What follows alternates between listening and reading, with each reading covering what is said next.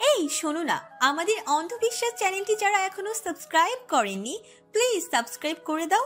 আর অল্প কিছু সাবস্ক্রাইবার হলে 1 লক্ষ পরিবার হবে। সবাই প্লিজ সাবস্ক্রাইব এবং বেশি বেশি শেয়ার করে দাও প্লিজ।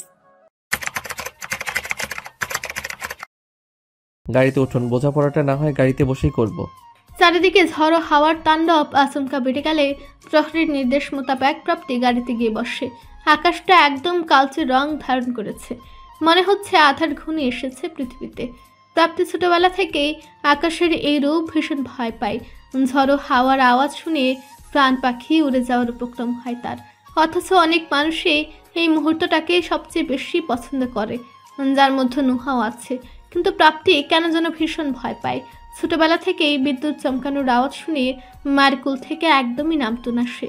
তার মমতাময়ী মা ও মেয়েকে কুলে নিয়ে জড়িয়ে ধরে বসে থাকতো তখন। শত কাজ থাকলেও ঝড় শুরু হলে মেয়েকে একা ছাড়তেন না তিনি। অথচ আজ কতগুলো বছর কেটে গেলেও মায়ের সান্নিধ্য পায় না সে।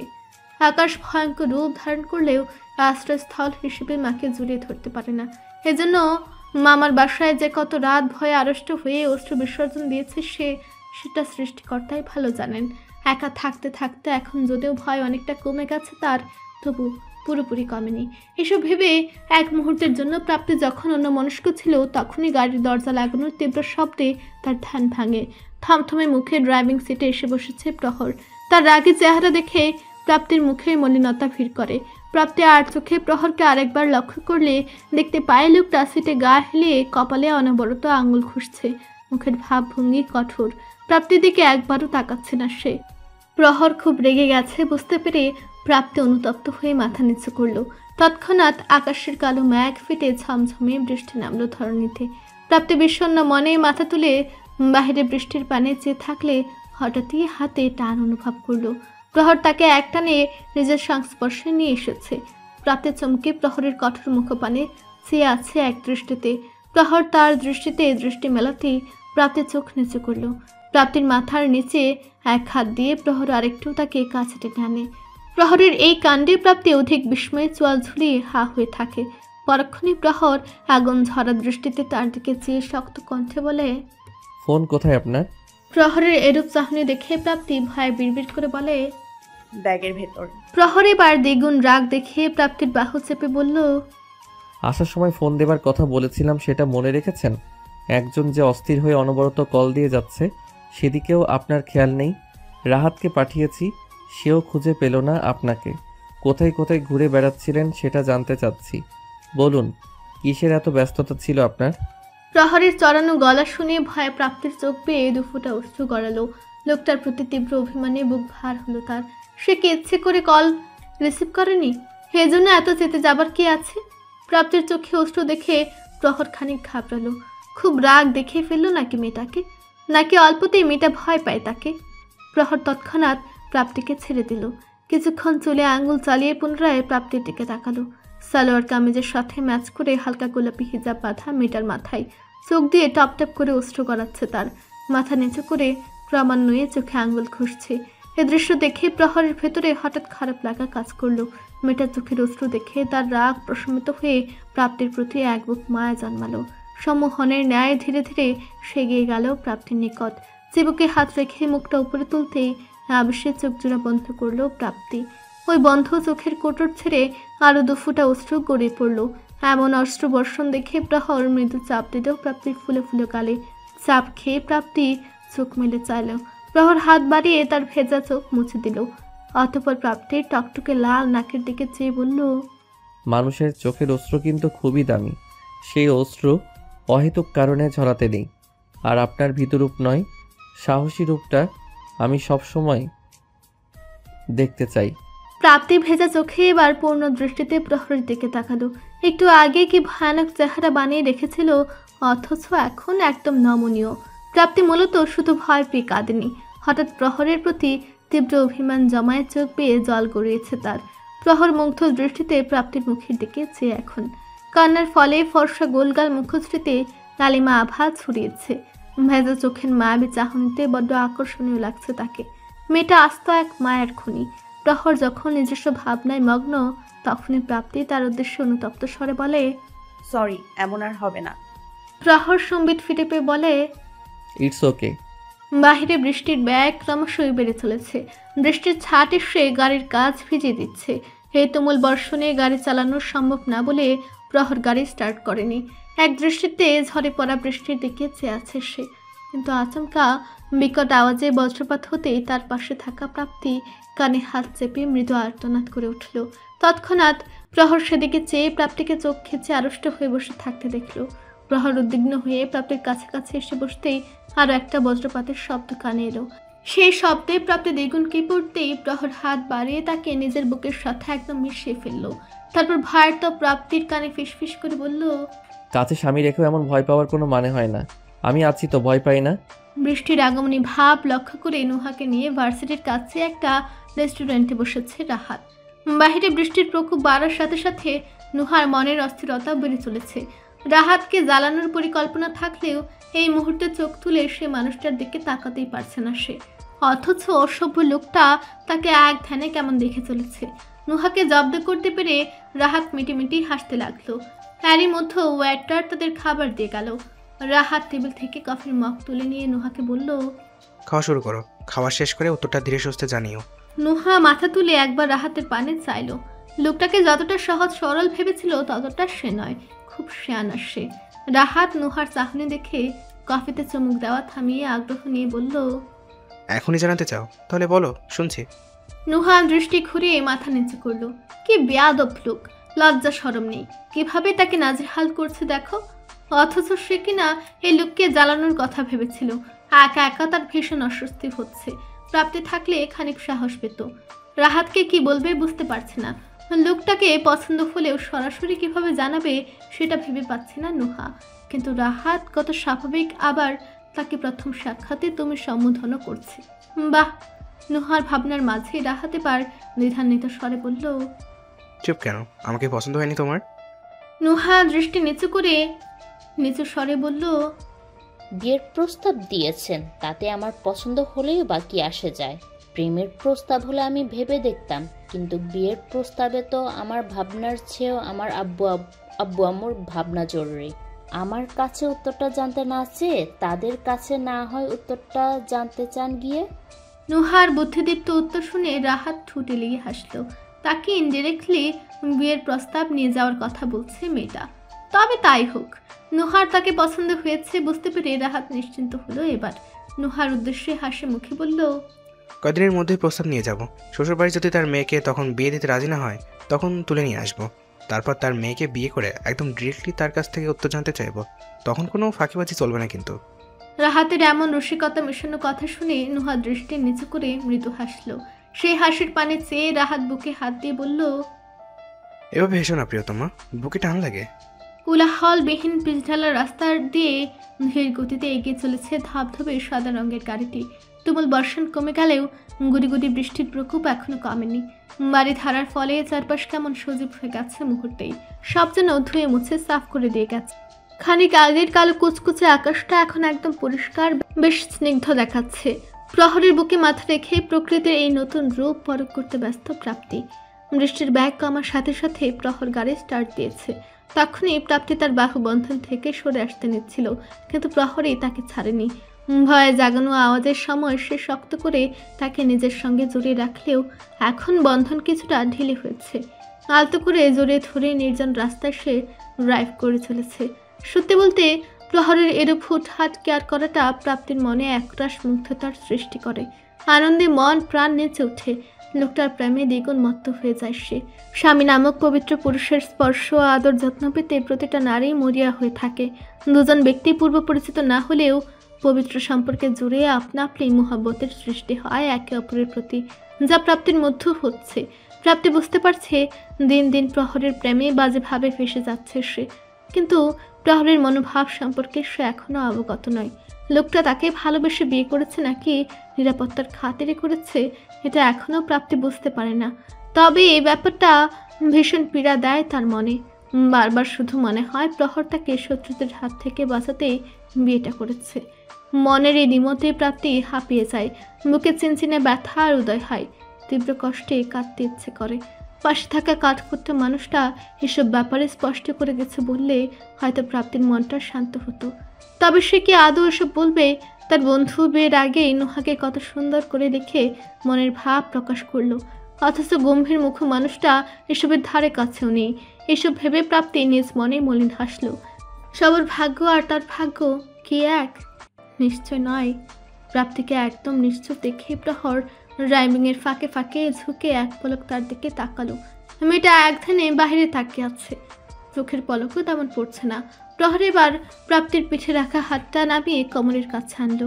প্রাপ্তি তৎক্ষণাৎ চমকে উঠতেই প্রহর তার দিকে তাকিয়ে বলল, কি ভাবা হচ্ছে? প্রাপ্তি দৃষ্টি নিচু করে বলল, কিছু না। লুকাচ্ছেন? কি লুকাবো? সেটাই তো জানতে চাচ্ছি। কথার মার পেঁচে প্রাপ্তি খানিক দমে গেল, কাপড় স্বরে বলল, পরীক্ষা 5 দিন পর, অথচ কিছু পড়া হয়নি, এই জন্যই টেনশন হচ্ছে। পড়তে কেউ বাধা দিয়েছে আপনাকে? প্রাপ্তি চোখ তুলে একবার প্রহরের দিকে তাকালো, ঠোঁট ফুলে বলল, বিয়ের ঝামেলায় মানুষ পড়ে কিভাবে? প্রহর আর চোখে প্রাপ্তিকে একবার দেখে নিয়ে সামনে তাকিয়ে বলল, এখন তো সব ঝামেলা দূর হয়েছে, আপনার পড়ায় আর কোনো সমস্যা হবে না আশা করি। আর পড়া বাদ রেখে বিভিন্ন অবান্তর ভাবনায় মশগুল থাকলে আপনার স্বামী কিন্তু ছাড়বেন আপনাকে। এমন ওয়ার্নিং শুনে প্রাপ্তি ভ্রু কুচকে কিছুক্ষণ প্রহরের দিকে চেয়ে থেকে মাথা নিচু করলো। পুনরায় প্রহরের থেকে ছাড়া পেতে চাইলে প্রহর বিরক্ত ভঙ্গিমায় বলল, নড়াচড়া হচ্ছে কেন? ভয় দূর হতেই আমার প্রয়োজনও শেষ। প্রাপ্তি নিচু স্বরে বলল, আবার ড্রাইভ করতে সমস্যা হচ্ছে তাই। কোনো সমস্যা হচ্ছে না, চুপচাপ বসে থাকুন। প্রাপ্তি আর নাড়াচড়া না করে শান্ত হয়ে বসে রইল। অবশ্য লোকটার বুকে মাথা রাখলে সর্বসুখ পাওয়া যায়। মনে হয় এটাই তার জন্য সবচেয়ে নিরাপদ স্থান। খানিক পরে বাড়ির সামনে এসে গাড়ি থামলো। গুড়ি গুড়ি বৃষ্টি এখনো পড়ছে। প্রাপ্তি বাহির দিকে একবার তাকিয়ে প্রহরের দিকে তাকালো। দুজনের চোখাচোখি হতেই প্রহর শান্ত কণ্ঠে বলল, বাসায় যান। প্রহর বাহু বন্ধন ঢিলে করতেই প্রাপ্তি ছাড়া পেয়ে উঠে বসলো। মৃদু স্বরে বলল, আপনি যাবেন না? প্রহর চুলে হাত চালিয়ে সিটে গা এলিয়ে দিল। চোখ বন্ধ করে বলল, আপনি যান, আমি গাড়িটা পার্ক করে আসছি। প্রাপ্তি কিছুক্ষণ স্থির দৃষ্টিতে প্রহরকে দেখে নিয়ে দরজা খুলে বাইরে বের হলো। ধীর কদমে এগিয়ে গেল তার মামার বাসার দিকে। প্রহর চোখ খুলে সেদিকে এক ধ্যানে চেয়ে থাকলে হঠাৎ ফোনের রিংটোনে তার ধ্যান ভাঙে। কল রিসিভ করে কানে চাপতেই বলে ওঠে, হ্যাঁ বলো। উপাস থেকে রাহাতের স্বর ভেসে এলো। সে জিজ্ঞেস করলো, কোথায় তুই? বাসার সামনে। কেন? ইকরাম শালা যে তোদের ফলো করছিল, দেখছিস? প্রহর পুনরায় চোখ বুজে বলল। হুম। রাহাত উত্তেজিত হয়ে বলল, তুই এত স্বাভাবিক কিভাবে? টেনশন হচ্ছে না তোর? আগে থেকে জানতাম ওই জানোয়ারের বাচ্চা এত সহজে হার মানবে না। ভিন্ন প্ল্যান সাজিয়ে ঠিকই আবার হাত বাড়াবে প্রাপ্তির দিকে, এটা তো জানা কথাই। সুতরাং অস্বাভাবিক হওয়ার কোনো কারণ নেই। আমি এটা ভেবে পাচ্ছি না তুই ওদের পুলিশে দিলি না কেন? তাদের পুরো প্ল্যানের রেকর্ডিং ছিল, তবুও। রাহাতের কথা থামিয়ে প্রহরী বার গমগমে স্বরে বলল, তোর কি মনে হয় পুলিশ ওদের কিছু করতে পারবে? হ্যাঁ, আজ জেলে ঢোকালে টাকার জোরে কালই জেল থেকে বেরিয়ে আসবে। ওদের মতো বেজন্মাদের শাস্তি এইভাবে হবে না, সেটার ধরন হবে অন্যরকম, আর তা আমি দিব। কি ভেবেছিস? কি করবি তুই? এসবে জড়িয়ে নিজের জন্য বিপদ ডেকে আনিস না প্রহর। নিজের পরিবারের কথা একবার চিন্তা করিস। প্রহর বাঁকা হেসে বলল, পরিবারের চিন্তা মাথায় আছে বলেই এত পরিকল্পনা। সময় আসুক, একটাও পার পাবে না।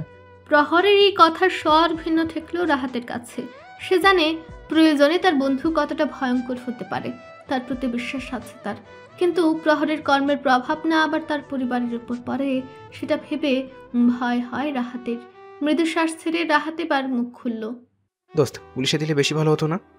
ওদের নামে 63টা মামলা অলরেডি দায়ের করা আছে, কিন্তু কাজের কাজ কিছুই হয়নি। তাহলে বুঝতে পারছিস কতটা শেয়ানা তারা। তোকে সব ভাবতে হবে না, যা ভাবার আমি ভেবে রেখেছি। তবে তারা এখন শুধু আমার বউয়ের পিছু নয়, আমার পিছুও ঘুরছে। তোর পিছু মানে? বুঝে গিয়েছে হয়তো। ব্যাপারটা কিন্তু ক্রিটিক্যাল হয়ে যাচ্ছে, বুঝতে পারছিস তুই? প্রহর এবার চোখ খুলে গম্ভীর স্বরে বলল, ক্রিটিক্যাল না হলে খেলা যাবে না। মাথা ধরেছে, তুই বকবক করে আর ব্যথা বাড়াস না, ফোন রাখ। রাহাত ঠ্যাস দিয়ে বলল, বউয়ের থেকে সেবা নে যা। মাথা ব্যথা কেন? শরীরের সমস্ত ব্যথা ভালো হয়ে যাবে। রাহাতের কথার প্রেক্ষিতে প্রহর কিছু বলবে তার আগে হু হু করে হেসে কল কাটলো রাহাত। প্রহর ফোনটা রেখে চুলে আঙ্গুল চালিয়ে মনে মনে আওড়ালো, বউয়ের সেবারই তো প্রয়োজন মনে হচ্ছে। প্রাপ্তি বাসায় ফিরে ফ্রেশ হয়ে ড্রয়িং রুমে আসতে তার ছোট মামি প্লেটে করে তার জন্য খাবার নিয়ে এলো। সোফায় বসে খুব আদর করে প্রাপ্তিকে খাওয়ানো শুরু করলেন তিনি। প্রাপ্তি অবাক হয়ে তার মামের দিকে চেয়ে রয়। দুজন সন্তানের জননী হয়েও প্রাপ্তিকে একদম নিজের সন্তানের মতো দেখেন তার ছোট মামি। অথচ নিঃসন্তান হয়েও আফরোজা বেগম তাকে সন্তানের মতো স্নেহ করতে পারল না। সন্তান না থাকলে নাকি সেটার মর্ম ভালো করে উপলব্ধি করা যায়, কিন্তু আফরোজা কেন পারল না? প্রাপ্তিকে খাওয়ানো শেষ করে তার ছোট মামি চলে যেতেই ড্রয়িং রুমে সকলে এসে বসল। তার নানা দুই মামা আলাপে মশগুল রীতিমতো। তাদের ঠোঁট জুড়ে রয়েছে তৃপ্তির হাসি, আর তাদের আলাপে নীরব শ্রোতা হয়ে আছে প্রাপ্তি ও তার নানি। একসময় ইফতেখার সাহেব প্রহরের কথা জিজ্ঞেস করলে প্রাপ্তি জানায় কিছুক্ষণ পর সে চলে আসবে। সেই সাথে প্রাপ্তির সুযোগ বুঝে সকলের সামনে লাবণ্যের ব্যাপারটাও বিস্তারিত তার মামাকে জানিয়ে দেয়। এটা শুনে বসার ঘরে উপস্থিত সকলে খুশি হয়ে যায়। প্রাপ্তি যাওয়ার পর বাড়িটা এমনিতেই নীরব হয়ে থাকে। এখন যদি প্রত্যেককে বিয়ে করে বউ আনা যায় তাহলে তো খুব ভালো হয়। ইফতেখার সাহেব কদিন যাবতই ভাবছিলেন প্রত্যেককে জিজ্ঞেস করবে তার পছন্দের কেউ আছে কিনা। শতভোগ প্রত্যয়ের বিয়ের বয়স হচ্ছে এখন। প্রাপ্তির এই কথায় তিনি একদম নিশ্চিন্ত হলেন যেন। খুশি মনে বলে দিলেন আগামীকালে দুই ভাই মিলে মেয়ে দেখতে যাবে। প্রাপ্তি তো এই কথা শুনে ভীষণ খুশি। আনন্দিত হয়ে এক ফাঁকে এই ব্যাপারটা মেসেজ করে লাবণ্যকেও জানিয়ে দিয়েছে সে। বাসার ঘরে সবাই আবার আড্ডায় মশগুল হলে প্রাপ্তি সেখান থেকে উঠে তার ভাইয়ের রুমের দিকে গেল। এদিকে তার বের কথা হচ্ছে আর তার ভাই আরাম করে ঘুমাচ্ছে। প্রাপ্তি দরজা হালকা ফাঁক করতে দেখলেও প্রত্যয় আধশোয়া হয়ে আছে। মাত্রই ঘুম ভেঙেছে হয়তো তার। প্রাপ্তি তার ভাইকে জেগে থাকতে দেখে দরজা খুলে ভেতরে ঢুকলো। ভাইয়ের পাশে গিয়ে বসলে প্রত্যয় ঘুম ঘুম কণ্ঠে বলল, কিছু বলবি? আগে ফ্রেশ হয়ে আসো। কখন আসলি ভার্সিটি থেকে? ভার্সিটি থেকে বৃষ্টি হয়েছিল তাই না? ভিজে আসলি না তো আবার? প্রাপ্তি আলতু হাসলো। সে একটা গুরুত্বপূর্ণ কথা তার ভাইকে জানাতে এসেছে। তার ভাই তার ব্যাপারে প্রশ্ন করে যাচ্ছে। প্রাপ্তি হাসি মুখে বলল, ভিজে আসিনি, চিন্তা করো না। প্রহর ভাই গিয়েছিল তোকে আনতে? প্রত্যয় এই কথাটা বলে খানিক ইতস্তত করলো। ছোট বোনের জামাইকে ভাই ডাকতেও মন সায় দেয় না, আবার সিনিয়র হওয়ার সুবাদে প্রহরকে নাম ধরেও ডাকতে পারে না সে। প্রাপ্তি মাথা নাড়িয়ে জবাব দিল, উনি নিয়ে এসছেন। তোমাকে একটা কথা বলতে এসেছি তো, আর তুমি প্রশ্ন করেই যাচ্ছ। প্রত্যয় এবার ঠুটেলিয়ে হেসে বলল, চুপ রইলাম, এখন বল কি বলবি? প্রাপ্তি ভাইয়ের দিকে তাকিয়ে বলল, লাবণ্য আপুর সঙ্গে তোমার বিয়ের কথা চলছে, সেটা কি জানো? প্রত্যয় নড়ে চড়ে বসলো। এবার অবাক হয়ে বলল, তাই নাকি? তবে ওর কথা কে বলছে মামাকে? আমি। ভাইয়া, লাবণ্য আপু তোমাকে এখনো ভালোবাসে। আপু না বললেও আমি বুঝতে পারি। তাছাড়া আমারও খুব পছন্দ আপুকে। মামা কাল দেখতে যাবে বলেছে, তুমি আর অমত করো না। প্রত্যয় খানিক স্থির দৃষ্টিতে বোনকে দেখে হাসলো। ভাইয়ের হাসি দেখে প্রাপ্তি ঠোঁট ফুলিয়ে বলল, বিয়ের কথা বললেই তুমি শুধু হাসো, বলো রাজি না তুমি? প্রত্যয় হাসি থামিয়ে বোনের কপালে টোকা দিয়ে বলল, তোরা রাজি থাকলে আমি সম্মতি না দিয়ে যাব কোথায়? তোর ভাইয়ের তো আর প্রেমিকা নেই যে অমত করবে। প্রাপ্তি জানতো তার ভাই এটাই বলবে। প্রত্যয় তার বোনের হাসি মুখ দেখে মৃদু হেসে ওয়াশরুমে চলে গেল। আর প্রাপ্তি সেদিকে একবার চেয়ে আনন্দিত মনে নিজের রুমে যেয়ে দরজা বন্ধ করলো। দরজা বন্ধ করে পিছু ফিরতেই সে চমকে উঠল হঠাৎ। প্রহরকে আচমকা এখানে দেখার জন্য মোটেও প্রস্তুত ছিল না সে। লোকটা চোখ বন্ধ করে টান টান হয়ে বিছানায় শুয়ে আছে। কপালে এক হাত রেখে চোখগুলো কেমন কুঁচকে রেখেছে। মুখে দেখা যাচ্ছে ক্লান্তির ছাপ, যেটা পার্কিং লটে খেয়াল করেছিল প্রাপ্তি। কিন্তু এখন এমন করছে কেন? প্রহরকে অসুস্থ বোধ করছে? এসব ভেবে প্রাপ্তি চিন্তিত মনে কয়েক পায়ে গিয়ে প্রহরের নিকট গিয়ে দাঁড়ালো। প্রহরের বন্ধ চোখের দিকে চেয়ে ইতস্তত করে মৃদু স্বরে বলল, শুনছেন? আপনার কি খারাপ লাগছে? দরজার শব্দে প্রাপ্তির আগমন টের পেলেও তীব্র মাথা ব্যথায় প্রহর চোখ বন্ধই রেখেছিল। তবে এখন নিজের বউয়ের এমন চিন্তিত স্বর শুনে সে আর চোখ বন্ধ রাখতে পারল না। আচমকা চোখ খুলে প্রাপ্তির দিকে চাইলে তার থতমত খাওয়া মুখটা দেখতে পায়। প্রাপ্তি দৃষ্টি এদিক ওদিক ঘুরিয়ে উত্তরের আশায় ওড়নায় খুঁত পাকালে প্রহর মৃদু স্বরে বলে, হ্যাঁ, মাথা ধরেছে। প্রাপ্তি যেন ব্যাকুল হলো মুহূর্তেই। ওড়নার কোনাটা ছেড়ে প্রহরের দিকে পূর্ণ দৃষ্টিতে তাকালো। রাত্রির কাছে সে শুনেছে প্রহর নাকি সামান্য অসুখে কখনোই শয্যা গ্রহণ করে না। তাহলে কি প্রহরের বেশি খারাপ লাগছে? প্রাপ্তির মন অস্থির হয়ে গেল। কি করবে সে ভেবে পাচ্ছে না। প্রহর নিভু দৃষ্টিতে প্রাপ্তিকে একবার দেখে নিয়ে তার মনোভাব বোঝার চেষ্টা করলো। অতঃপর কিছু একটা বুঝিয়ে হাত টেনে প্রাপ্তিকে নিজের কাছে বসালো। প্রাপ্তি তৎক্ষণাৎ প্রহরের কপালে হাত দিয়ে দেখলো জ্বর উঠেছে কিনা। প্রাপ্তির উষ্ণ হাতের স্পর্শে প্রহর আবিষ্যের চোখ বুঝলো। এবার এই স্পর্শ যেন ম্যাজিকের মতো মনে হলো তার কাছে। কপালে হাত রাখাতে অদ্ভুত এক প্রশান্তি কাজ করছে দেহ মনে। কপালে হাত ছুঁয়ে প্রাপ্তি বুঝতে পারলো প্রহরের শরীরে জ্বর আসেনি এখনো। সে খানিক নিশ্চিন্ত হয়ে ধীর গলায় বলল, খাবেন না? খেয়ে রেস্ট করুন, ভালো লাগবে। প্রহর বন্ধ চোখে বলল, ঘুমালেই ঠিক হয়ে যাবে, আপনি যান। প্রহরের এই কথায় প্রাপ্তি যেন রুষ্ট হলো। সে কপাল থেকে হাত সরিয়ে বিছানায় থেকে উঠে দাঁড়ালো। প্রহর তার বইয়ের ভাবভঙ্গি দেখতে চোখ খুলে চাইলে প্রাপ্তি অন্যদিকে ফিরে বলল, খাবার নিয়ে আসছি, খেয়ে তারপর ঘুমাবেন। কথা শেষ করে প্রাপ্তি আর না দাঁড়িয়ে দরজা খুলে রুমের বাইরে চলে গেল। প্রহর সেদিকে চেয়ে ঠোঁটে কিঞ্চিৎ হাসি ফোটালো। কিছুক্ষণের মাঝে প্রাপ্তি খাবার নিয়ে হাজির হলো। টেবিলে খাবারের প্লেট রেখে প্রহরের উদ্দেশ্যে বলল, উঠে খেয়ে নিন। প্রাপ্তির কার্যকলাপ আর দৃষ্টিতে দেখে প্রহর উঠে বসলো। তাকে উঠতে দেখে প্রাপ্তি প্লেট এগিয়ে দিল, কিন্তু প্রহর প্লেট স্পর্শ না করে প্রাপ্তির চোখে চোখ রেখে গম্ভীর কণ্ঠে বলল, আমার বউ যদি খাইয়ে দিতে রাজি থাকে তাহলে খেতে পারি, নয়তো এই মুহূর্তে খাওয়ার কোনো ইচ্ছা নেই। প্রাপ্তি পড়ল ফ্যাসাদে। প্রহরের মুখের দিকে সে লজ্জার কারণে ভালোভাবে তাকাতে পারে না। এখন খাইয়ে দিবে কি করে? হেলু কেমন চাল চালবে যেটা প্রাপ্তি আসলেই ধরতে পারেনি। আবার প্রহরের অসুস্থতার কারণেও তার খারাপ লাগছে। প্রাপ্তিকে নিশ্চুপ দাঁড়িয়ে থাকতে দেখে প্রহর পুনরায় শুয়ে পড়ল। প্রহরকে শুয়ে পড়তে দেখে প্রাপ্তি খাবার টেবিলে রেখে উত্তেজিত হয়ে তাকে উঠাতে গেলে ব্যালেন্স বিগড়ে প্রহরের উপরে গিয়ে পড়ল। আচমকা এমন হওয়াতে দুজনে অবাকের চূড়ান্ত অবস্থান করছে। প্রহরের বুক থেকে মাথা তুলে তার নেশাক্ত চাহনি দেখে প্রাপ্তি তৎক্ষণাৎ মুচড়ামুচড়ি করলে উঠে আসার জন্য, কিন্তু অদ্ভুত সম্মোহনে প্রহর তাকে আরো নিবিড়ভাবে জড়িয়ে রাখলো নিজের সাথে। মেয়েটার ঠোঁটের কোণের ছোট্ট তেলটা দেখলে এমনিই মাথা নষ্ট হয়ে যায় প্রহরের। এখন আবার লাজুক মুখে ঠোঁট কামড়ে রেখেছে সে।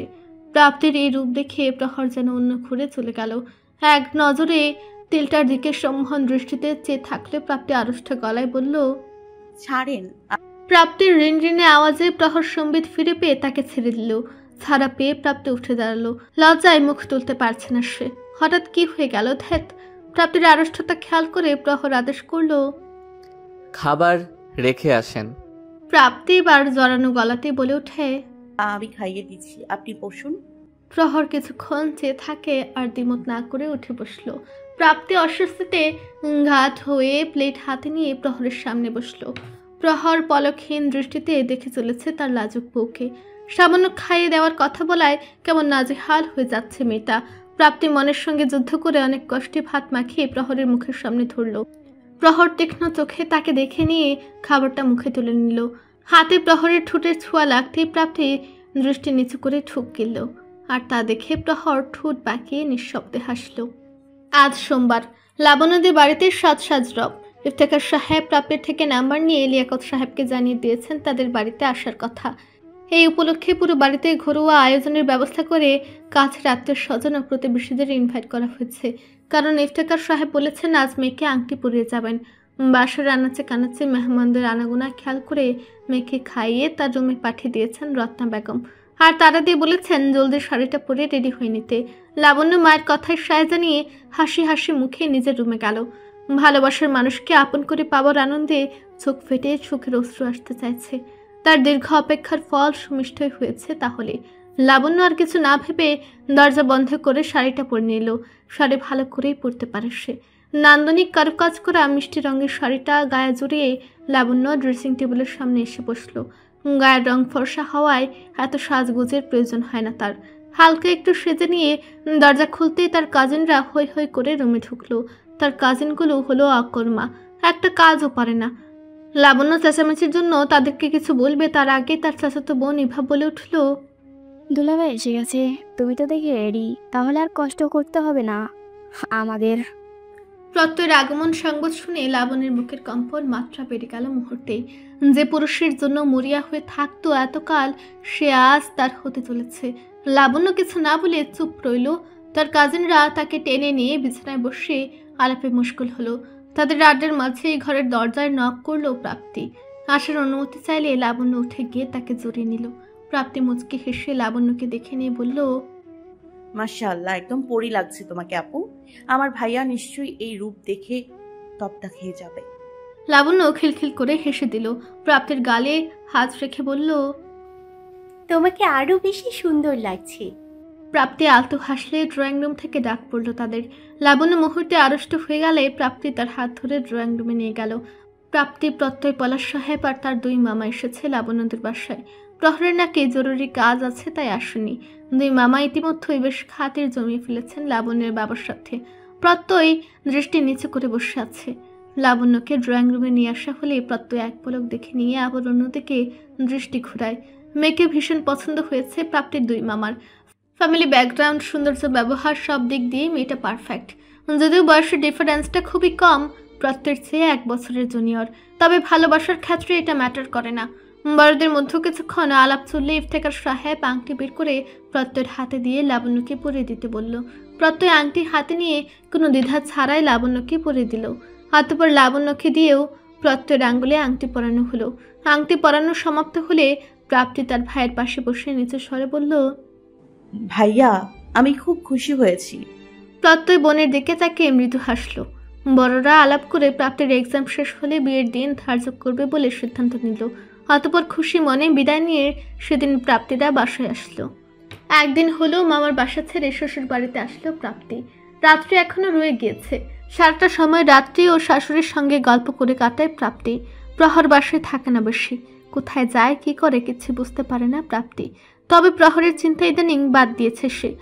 অবশ্য প্রহরও অবান্তর চিন্তা করতে নিষেধ করেছে তাকে। তাহলে সে কেন এসব ভেবে কষ্ট পাবে? লোকটা যা ইচ্ছা করুক, তার কি। বর্তমানে প্রাপ্তি পড়া নেই, বেশি ব্যস্ত। 3 দিন আছে পরীক্ষার, সুতরাং ঘুমে ঢুলুঢুলু হয়েও রাত বিরাতে পড়তে বসেছে সে এখন। রাত 12টার উপরে বাজে, অথচ প্রহর আসলো না। বাসার সবাই ঘুমিয়ে গিয়েছে, কিন্তু প্রাপ্তি এখনো জেগে পড়ছে। বারবার ঘুমে টেবিলের উপর পড়ে যাচ্ছে আর উঠছে। একসময় প্রাপ্তি বই বন্ধ করে উঠে বসল। 12:30 বাজতে চলল, তবু লোকটা আসছে না। কি কাজ তার? যদিও প্রহরের কাছে এক্সট্রা চাবি আছে, দরজা খুলতে হবে না। তবু প্রাপ্তি অপেক্ষা করেছিল তার কোনো কিছুর প্রয়োজন হয় কিনা। কিন্তু প্রাপ্তি এবার ঘুমানোর সিদ্ধান্ত নিয়েছে। ঘুমে 2 চোখ জড়িয়ে আসছে তার, আর জেগে থাকতে পারবে না। এই লোকের জন্য অপেক্ষা করা বৃথা। এসব ভেবে প্রাপ্তি নর্মাল সালোয়ার কামিজ বের করে আলমারি থেকে। শাড়ি পরে ঘুমাতে অসুবিধা হয় তার প্রচুর। সালোয়ার কামিজ বিছানায় রেখে প্রাপ্তি দরজার দিকে একবার তাকালো। দরজা চাপিয়ে রাখা। প্রাপ্তি ওয়াশরুমে না গিয়ে রুমে কাপড় পাল্টানোর সিদ্ধান্ত নিল। দরজার দিকে পিঠ দিয়ে ড্রেসিং টেবিলের সামনে দাঁড়িয়ে শাড়িতে থাকা সেফটি পিন আগে খুলে নিল সে। ড্রেসিং টেবিলের উপরে থাকা পিনগুলো রেখে কোমরের কাছ থেকে আঁচল সরিয়ে কাঁধের উপরে তুলল সে। ব্লাউজ খোলার জন্য হাত এগোবে, তখনই দরজা খোলার আওয়াজ হলো। প্রাপ্তি চমকে গিয়ে পেছনে ফিরতে প্রহরকে স্তব্ধ নয়নে চেয়ে থাকতে দেখল। মোহাবিষ্ট চাহনিতে প্রহরকে চেয়ে থাকতে দেখে প্রাপ্তি খানিক ভরকে গেল। নেভি রঙের শার্ট পরিহিত লোকটা আপলকহীনভাবে এক ধ্যানে চেয়ে আছে তার দিকে। প্রাপ্তি তার এই স্থির চাহনির কারণ খুঁজে না পেয়ে তার দৃষ্টি অনুসরণ করে নিজের দিকে তাকাতেই বিস্মিত হয়ে লজ্জায় কুঁকড়ে গেল। শাড়ির আঁচল কাঁধে তোলার ফলে ফর্সা প্যাট উন্মুক্ত হয়ে আছে তার, যেটা প্রাপ্তি এতক্ষণ খেয়ালই করেনি। আর প্রহর ঘুর লাগা দৃষ্টিতে সেদিকেই অপলক চেয়ে আছে। প্রহরের এই চাহনিতে প্রাপ্তির শাড়ির আঁচল টেনে উদর থেকে নিয়ে 2 পা পিছিয়ে গেল। লজ্জায় মাথা কাটা যাচ্ছে তার। নিজে পিছিয়ে গেলেও প্রহরকে সম্মোহনের ন্যায় ধীর পায়ে নিজের কাছে এগিয়ে আসতে দেখে প্রাপ্তি তৎক্ষণাৎ পিছু ঘুরে দাঁড়ালো। হাঁসফাঁস করে মৃদু ঠুক গিলে ড্রেসিং টেবিলে থাকা আসবাবপত্রগুলো নাড়াচাড়া করলো। আর চোখে দেখতে পেল প্রহর তার কাছাকাছি চলে এসেছে। প্রাপ্তি বুঝতে পারছে না এই লোকের হঠাৎ কি হলো, এভাবে তার কাছে আসছে কেন। প্রাপ্তি তার ভাবনার মাঝেই তার উন্মুক্ত কাঁধে প্রহরের হাতের ছোঁয়া অনুভব করলো। চমকে উঠে সে পিছু ঘুরবে, তার আগেই প্রহরের আরেক হাত প্রাপ্তির শাড়ি ভ্যাট করে তার ম্যাধীন কোমরে গিয়ে থামল। কোমরে চাপ প্রয়োগ করে প্রাপ্তিকে নিজের বুকের সাথে মিশিয়ে নিল প্রহর। প্রাপ্তি যেন অবাক হতেও ভুলে গিয়েছে। হঠাৎ এমন পরিস্থিতির মুখোমুখি হওয়ার জন্য সে মোটেও প্রস্তুত ছিল না। অন্যরকম অনুভূতিতে যখন সে ক্ষণে ক্ষণে শিহরিত হচ্ছিল, তখনই অদ্ভুত এক কাজ করে বসে প্রহর। তার কোমরে রাখা হাতটা ধীরে ধীরে উন্মুক্ত উদরে গিয়ে থামিয়ে মাথা নিচু করে প্রাপ্তির কাঁধে উষ্ঠ স্পর্শের বর্ষণ শুরু করে লোকটা। প্রাপ্তি যেন শ্বাস নিতেও পারছে না। চোখ খিচে বন্ধ করে তার প্যাটে রাখা প্রহরের হাতের ওপর নিজের হাতটাও শক্ত করে চেপে ধরে। ধীরে ধীরে প্রহরের হাতের ছোঁয়া আরও বাসমাল হতে শুরু করে। প্রাপ্তির ঘাড়ের ভাঁজে নিজের মুখ লুকিয়ে ছোট ছোট আদরে ভরে দিচ্ছে সে। প্রাপ্তি তাকে সরাতে যেয়েও পারছে না। অদ্ভুত অনুভূতিতে পিষ্ট হয়ে লোকটার বুকের মাঝেই পিঠ হেলিয়ে রাখল। ধীরে ধীরে ওষ্ঠ স্পর্শের উন্মত্ততা বাড়তে শুরু করলে প্রাপ্তির এক হাত টেনে নিজের চুলের ভাঁজে মিলিয়ে দেয় প্রহর। কাঁধ থেকে মুখ তুলে উন্মাদের মতো পিঠের দিকে ওষ্ঠ ডুবিয়ে ভীষণ আদর করতে থাকে সে। প্রাপ্তি এই দমবন্ধ অনুভূতি আর সহ্য করতে না পেরে নড়ে চড়ে উঠল। তৎক্ষণাৎ তার হাতের আঘাতে ড্রেসিং টেবিলে থাকা প্রহরের পারফিউমের বোতলে শব্দ করে পড়ে গেল। সেই শব্দে আচমকা প্রহরের যেন হুঁশ ফিরল। খানিক স্তব্ধ হয়ে দাঁড়িয়ে থাকল সে। প্রাপ্তির নাজেহাল অবস্থা দেখে সে তৎক্ষণাৎ তাকে ছেড়ে দিয়ে সোজা হয়ে দাঁড়িয়ে গেল। লজ্জায় আড়ষ্ট হয়ে থাকা প্রাপ্তি চোখ খুলে নিজেকে সামনে নেওয়ার চেষ্টা করলে হঠাৎ পেছন থেকে প্রহরের জড়ানো অনুতপ্ত স্বর ভেসে এলো, সরি। কথাটা শেষ করে প্রহর আর না দাঁড়িয়ে দ্রুত ওয়াশরুমে ঢুকে দরজা বন্ধ করলো। আর প্রাপ্তির সেদিকে এক পলক চেয়ে লজ্জায় মুখ ঢাকলো। আবার পরক্ষণে তীব্র অভিমানে মুখ ঘুরে নিল সে। নিজের বউকে ভালোবাসলে কেউ কখনো সরি বলে? এই লোক নিশ্চয়ই তাকে ভালোবাসে না, তাই তো নিজের কর্মের জন্য অনুতপ্ত হয়ে সরি বলল তাকে। প্রাপ্তির ভেতরে হঠাৎ খুব খারাপ লাগা কাজ করলো। কষ্টে বুক ভার হয়ে আসলো তার। অভিমানী নয়নে আরেকবার ওয়াশরুমের দিকে দৃষ্টি নিক্ষেপ করে নিজের পরনের শাড়িটা ঠিক করে নিল। না চাইতেও তার গাল বেয়ে দুফুটা অশ্রু গড়ে পড়লে সালোয়ার কামিজটা বিছানা থেকে তুলে আলমারিতে রেখে আসলো সে। চোখের কোণের অশ্রু মুছে নিয়ে বিছানার দিকে এগিয়ে পাতলা কাঁথা টেনে তখনই গুটিসুটি হয়ে শুয়ে পড়ল। গাঢ় আকাশি রঙের একটা বাসা, আর সেই বাসার সামনেই অনবরত পায়চারি করছে রাহাত। ফর্মাল ড্রেস আপ পরিহিত রাহাতের দুই নয়ন কাউকে হন্য হয়ে খুঁজে যাচ্ছে। বাসাটার চারিপাশে নজর দিয়েও কাঙ্ক্ষিত মানুষটাকে দেখতে পাচ্ছে না সে। এরই মধ্যে পরীক্ষায় পড়ার এক ফাঁকে নুহা ব্যালকনিতে আসে রিফ্রেশমেন্টের জন্য, কিন্তু সেখানে এসে বাসার নিচে রাহাতকে দেখবে সেটা কল্পনাই করেনি সে। লোকটার মুখ দেখেই বোঝা যাচ্ছে সে বেজায় বিরক্ত, অনবরত পায়চারি করছে আর কাউকে ফোন দিয়ে যাচ্ছে। নুহা হঠাৎ কিছু একটা চিন্তা করে দৌড়ে রুমে গেল। বিছানা থেকে নিজের ফোনটা তুলতেই রাহাতের কলের বর্ষণ দেখতে পেল। নুহা দাঁত দিয়ে ঠোঁট কামড়ে অপরাধী মুখে আবার এগিয়ে গেল ব্যালকনির দিকে। রাহাতের কলটা রিসিভ করতেই উপাস থেকে তার রাগী কণ্ঠ শোনা গেল, আমাকে কি তোমার মানুষ মনে হয় না? কোথায় ছিলে? কল কেন রিসিভ করছো না? এত জ্বালাচ্ছ কেন? Answer me damn it. Nuha ভয়ে ঢুক গিলে জবাব দিল, 2 তলার বেলকনিতে তাকান, পরে উত্তর দিচ্ছি। রাহাত তৎক্ষণাৎ উপরে তাকালে এলোমেলো চুলে নুহাকে দাঁড়িয়ে থাকতে দেখল। মেয়েটার স্নিগ্ধ চেহারা দেখে রাগ অনেকটা প্রশম হয়ে গেল তার। তবু দাঁত খিচে বলল, সেদিন রেস্টুরেন্ট থেকে আসার পর কল রিসিভ কেন করছিলে না? কি এমন ব্যস্ততা ছিল? নুহা এক পলক রাহাতকে দেখে নিয়ে মৃদু হাসল। সে মূলত ইচ্ছে করে কল রিসিভ করেনি, মূলত দেখতে চাইছিল রাহাত তার রেসপন্স না পেয়ে কতটা ডেসপারেট হয়। আজ সে দেখে নিয়েছে, তাকে দেখতে নিজের বাসার নিচেও চলে এসেছে তার প্রেমিক পুরুষ। খুব মিস করছিল হয়তো। নুহার জবাব না পেয়ে রাহাত পুনরায় বলল, এক নজর তোমাকে দেখার জন্য পাগল হয়ে গিয়েছিলাম, সেটা কি জানো? এত নির্দয় কেন তুমি? ফোন রিসিভ না করার কারণটা বলো এখন। নুহা আড়ষ্ট গলায় বলল, আপনার পাগলামি দেখতে ইচ্ছে করছিল, তাই তো রিসিভ করিনি। তাছাড়া আমার পরীক্ষা পরশুদিন, আপনি কি সেটা জানেন না? জানি না তো, তবুও এক নজর তোমাকে দেখার খুব ইচ্ছে করছিল প্রিয়তমা। নুহা লাজুক হেসে বলল, হয়েছে বুঝেছি, এবার বাসায় যান, রোদের মধ্যে আর দাঁড়িয়ে থাকতে হবে না। রাহাত নুহার দিকে উড়ন্ত চুমু পাঠিয়ে আলতো হেসে বলল, ওকে যাচ্ছে, তুমি ভালো করে পড়ো। এখন থেকে কল যেন রিসিভ করা হয়। Bye, love you sweetheart. কথা শেষ করে রাহাতের প্রস্থান হলে নুহা লাজুক হেসে মুখ ঢাকলো। কেটে গেছে বেশ কয়েকদিন। প্রাপ্তির 2টা এক্সাম শেষ হয়েছে। প্রহর আপাতত ঢাকায় নেই, কাজের সূত্রে সিলেট গিয়েছে সে। সেদিন রাতের ঘটনার পর লোকটা তার সঙ্গে যেচে আর কথা বলেনি। প্রাপ্তিও তাকে এড়িয়ে গেছে। প্রহর নিজে থেকে তার কাছে না আসতে চাইলে সে কেন যেচে যাবে? থাকুক সে তার মতো, কখনোই এই লোকের সাথে কথা বলবে না সে। অবশ্য সিলেট যাওয়ার আগেই প্রহরটাকে সাবধানে থাকতে ও নিজের যত্ন নিতে বলে গেছে। কিন্তু অভিমানে প্রাপ্তি তার কথা শুনেও না শোনার ভান করেছে। অতঃপর লোকটা আর কিছু না বলে সেদিন প্রস্থান করেছিল। তবে আগামীকাল সে চলে আসবে। অবশ্য তাকে মিসও করছে সে। প্রাপ্তি বিকালের মৃদু মন্দ বাতাসে ব্যালকনিতে এসে দাঁড়িয়ে এসব ভেবে অন্যমনস্ক হয়ে আছে। ব্যালকনি থেকে বাগানে তার ভাইকে দেখা যাচ্ছে। ধীর কদমে হেঁটে কারোর সঙ্গে কথা বলছে সে। প্রাপ্তি লাবণীর কাছে খোঁজ নিয়ে জেনেছিল প্রত্যয় নাকি এতটা সহজ হতে পারেনি তার সাথে। কথা কম বলে, ভালো মন্দ জিজ্ঞেস করে কল কেটে দেয়। প্রাপ্তি জানে তার ভাই কেমন, লজ্জা তার মধ্যে অন্য ছেলেদের তুলনায় একটু বেশি, তবে বিয়ের পর সব ঠিক হয়ে যাবে বলে সে মনে করে। আর যাই হোক, তার ভাই মানুষকে প্রাণ খুলে ভালোবাসতে জানে। প্রাপ্তি যখন অন্যমনস্ক হয়ে এসব ভাবনায় রত, তখনই বাড়ির সামনে হঠাৎ এক লোককে দেখে সেখানে থমকে গেল। এই লোকটাকে প্রহর চলে যাবার পর থেকে প্রাপ্তি তাদের বাসার সামনে ঘুরঘুর করতে দেখেছে। এরা কি ইকরামের লোক?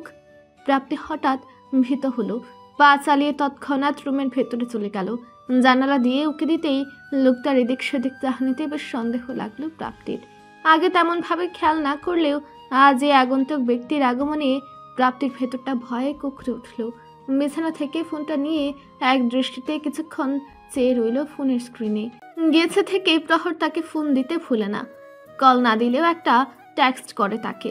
আর কল দিলে প্রাপ্তি হু হা ব্যতীত আর কিচ্ছু বলে না তাকে। কেন বলবে? সে যে রাগ করে আছে তার সাথে। লোকটার প্রতি তীব্র অভিমান তার বুকে জমা, কিন্তু এখন যে ভীষণ চিন্তা লাগছে, তার বড্ড ভয় লাগছে। সে কি একবার তাকে কল দিবে? কল দিয়ে কি বলবে? লোকটার কথা বলবে কি?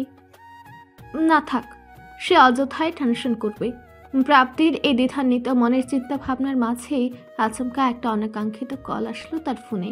আর সেই নাম্বারের দিকে ভ্রু কুচকে চেয়ে প্রাপ্তি মুহূর্তে চিন্তিত হয়ে পড়ল। প্রাপ্তির ফোনের স্ক্রিনে জলজল করছে রাহাতের নাম্বারটা। ফোনে নাম্বারটা সেভ থাকলেও রাহাত কিংবা প্রাপ্তি কখনোই একে অপরকে কল করেনি। কিন্তু আজ হঠাৎ কেন কল দিল রাহাত? নুহা বা প্রহরের কিছু হয়নি তো? এসব ভেবে প্রাপ্তি মুহূর্তে অস্থির হয়ে উঠলে কলটা রিসিভ করে কানে চাপে। তবে কলের অপর প্রান্ত থেকে রাহাতের হাসি হাসি কণ্ঠের আওয়াজ শুনে প্রাপ্তির মনের শঙ্কা অনেকটা কেটে যায়। সেও হাসি মুখে জিজ্ঞেস করে, কেমন আছেন ভাইয়া? আলহামদুলিল্লাহ ভালো আছে। তুমি কি কোনো কারণে চিন্তিত? কণ্ঠ এমন শোনাচ্ছে কেন? প্রাপ্তি মৃদু ঢুক গেল।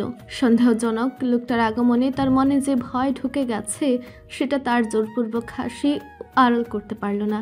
ঠিকই কণ্ঠনালীতে এর রেশ থেকে গেছে, নয়তো রাহাত বুঝলো কি করে? দুই বন্ধু একই রকম বলা চলে, কেউ বললে কলিকাতা বুঝে যায়। প্রাপ্তি আরেকবার জানালা দিয়ে চোরা দৃষ্টি নিক্ষেপ করলে আদরে লোকটাকে দেখতে পায়। সেখান থেকে দৃষ্টি সরিয়ে বিছানায় এসে বসে সে উত্তর দিল, কিছু হয়নি। রাহাত তার মুখের কথা কেড়ে নিয়ে বলল, নিজের ভাই মনে করে কি হয়েছে আমাকে বলো প্রাপ্তি। কেন ভয় পাচ্ছ? প্রহর কিন্তু তোমার নিরাপত্তার দায়িত্ব আমাকে দিয়ে গেছে। তোমার আড়ালে সবসময় নজর রেখেছি। আজ ভাবলাম কল দিয়ে জিজ্ঞেস করি কোনো সমস্যা হচ্ছে কিনা। রাহাতের কথা মন দিয়ে শুনে প্রাপ্তি আড়ষ্ট গলায় এবার বলল, ভাইয়া বাসার সামনে একটা লোককে দেখা যাচ্ছে, বেশ কদিন ধরেই দেখছি। খুবই সন্দেহজনক চলাফেরা তার, তাই একটু ভয় লাগছে। রাহাত কিছু একটা ভেবে ফট করে বলে উঠল, লোকটার ড্রেস আপ কেমন একটু দেখো তো। সাদা শার্ট আর কালো প্যান্ট পরনে। রাহাত এবার নিশ্চিন্ত হয়ে বলল, এদেরকে ভয় পাওয়ার কোনো দরকার নেই, ওরা ইকরামের লোক নয়। প্রাপ্তি চিন্তিত স্বরে বলল, তাহলে কারা এরা? বাসার নিরাপত্তার জন্য প্রহর ওদের ঠিক করে রেখে গেছে। কারণ তো জানোই, প্রহরের অনুপস্থিতিতে তোমার মামির ভাতিজা আবার আসতে পারে, এই জন্যই এই ব্যবস্থা। তুমি ভয় পেও না, এবার আর ওরা কাছে ভিড়তে পারবে না। প্রাপ্তি ঠোঁট ফাঁক করে এবার নিশ্চিন্তে শ্বাস নিল। রাহাত আরও কিছুক্ষণ কথা বলে ফোন কাটলে প্রাপ্তি বিছানা থেকে উঠে জানালার পাশে গিয়ে দাঁড়ালো। এবার আর লোকটাকে তেমন দেখা যাচ্ছে না, বেশ দূরে দাঁড়িয়ে আছে নিজস্ব কর্তব্য পালনে। প্রাপ্তি জানালা থেকে সরে আবার ব্যালকনিতে গেল। শীতল হাওয়া ধেয়ে আসছে, যা মনে প্রশান্তি দিচ্ছে। নির্মল বাতাস গায়ে মেখে মামার বাসার দিকে তাকালো এবার প্রাপ্তি। বাসাটা একদম নীরব নিস্তব্ধ হয়ে থাকে এখন। তার ছোট মামা মামি নানা নানি সবাই চলে গেছে তাদের বাসস্থানে। আর তার চাচা তো প্রাপ্তির সঙ্গে দেখা করে সেদিনই চলে গেছে। ইফতেখার সাহেব নিজের বাবা মাকে বাসায় থাকার জন্য আর্জি করেছিলেন, কিন্তু মানিয়ে নেওয়ার ব্যাপারটা মাথায় আসতেই তিনি নিজেই মানা করেছেন থাকতে হবে না। কারণ তিনি ভালো করে জানেন তার বাবা মা শহরে নিজেদের মানিয়ে নিতে পারবে না, তাদের ভালো লাগবে না এখানে। জন্ম থেকে বৃদ্ধ বয়স অবধি গ্রামে যাদের বসবাস, তাদেরকে ইট পাথরে ঘেরা এই শহরের সময় কাটবে। আবার তাদের বাসাটাও থাকে বেশ নীরব। এই সব কিছু চিন্তা করে ইফতেখার সাহেব বাবা মাকে জোর করেনি। তাদেরও এখানে থাকার ইচ্ছা না থাকলেও ছেলের মুখের উপর হয়তো মানা করতেন না তারা। প্রাপ্তি দীর্ঘশ্বাস ছেড়ে সোজা হয়ে দাঁড়ালো। হঠাৎ বোনকে নজরে পড়তেই প্রত্যয় বাগান থেকে ইশারায় বোঝালো বাসায় আসবি। প্রাপ্তির সেই ইশারা খেয়াল করে মাথা নেড়ে বোঝালো না, পরে আসবো। প্রত্যয় আর কিছু জিজ্ঞেস না করে আলতো হেসে বাসায় প্রবেশ করলো। প্রাপ্তির সেদিকে চেয়েই মলিন হাসলো। তার মামার অফিসের এমডি পদে আছে এখন তার ভাই। ভালো একটা চাকরি পেয়েও মামার জন্য হাতছাড়া করলো সে, কারণ তার মামা কোনোভাবেই আর দূরে থাকতে দেবেন না প্রত্যয়কে। আর তাদেরও তো মামার প্রতি দায়িত্ব আছে। ছোট থেকে তাদেরকে সঠিক মানুষ হিসেবে গড়ে তুলেছেন তো তিনি। এখন নিজে স্বাবলম্বী হয়ে বয়স্ক মামাকে একা ফেলে তো আর চলে যাওয়া যায় না। প্রাপ্তির মনে শুধু এখন একটি চাওয়া, খুব শীঘ্রই এই বাসায় লাবণ্যের আগমন ঘটুক। তার ভাইকে অনেক ভালোবেসে একাকিত্ব দূর করে দিক, পরিবারটাকে নিজের মনে করে খুব যত্নে আগলে রাখুক। দিনকে বিদায় জানিয়ে আধার নামলো ধরণীতে। চারপাশে নিস্তব্ধতা বিরাজমান। প্রত্যয় নিজের রুমে কপালে হাত ঠেকিয়ে ঘুমানোর চেষ্টায় রত, কিন্তু ঘুম আসছে না তার। একসময় সে বিরক্ত হয়ে বিছানা থেকে উঠে বসলো। দ্রুত পা চালিয়ে মামার রুমের দিকে এগিয়ে গেল। দরজা খুলে মামাকে চিন্তিত নয়নে বাইরে চেয়ে থাকতে দেখে প্রত্যয় এগিয়ে গেল সেদিকে। মামার পাশে বসে বলল, কিছু চিন্তা করছো? ডিলটা ফাইনাল হয়নি। ইফতেখার সাহেব এবার একবার ভাগ্নেকে দেখে নিয়ে সামনের দিকে চেয়ে বললেন, এসব ব্যাপার নয়, ডিল ফাইনাল হয়েছে। তাহলে কি নিয়ে চিন্তা করছো? পেশার বাইরেও না অতিরিক্ত চিন্তা করে। মামির কথা ভাবছিলে? প্রাপ্তিও বলছিল ওনাকে আর একটা সুযোগ দিতে, তুমি কি তা? ইফতেখার সাহেব এবার কঠোর গলায় বলল, ওই মহিলাকে আরও সুযোগ দিব তার ভাবলি কি করে? ও শুধরানোর মানুষ নয়, বুঝলি? আমি আবার সুযোগ দেই আর পুনরায় আমাকে সুবল মারুক, তাই না? পাগল পেয়েছিস আমাকে? আমি মুঠেও ওর কথা চিন্তা করলাম না। আমার চিন্তা ওই বেইমানের বংশধর আবার কি না কি চাল চালে সেটা নিয়ে। তারা এত সহজে হার মানবে বলে তোর মনে হয়? প্রত্যয় আঙ্গুল দিয়ে কপাল ঘষে বলল, যাই চাল চালুক, ওরা এবার সফল হতে পারবে না মামা। প্রহর ভাই কোনো একটা ব্যবস্থা করছে, আমাকে নিশ্চিন্তে থাকতে বললো, তুমি হাইপার হয়ে না। তবু ওই বেজন্মাদের কার্যকলাপের জন্য চিন্তা আপনা আপনিই মাথায় চলে আসে। তুই যা ঘুমা। লাবণ্যের খবর নিয়েছিলি? প্রত্যয় মৃদু স্বরে বলল, বাসায় নতুন বউ আসবে, ফার্নিচারগুলো এক্সচেঞ্জ করা দরকার। কাল একটু আমার সঙ্গে যাস তো।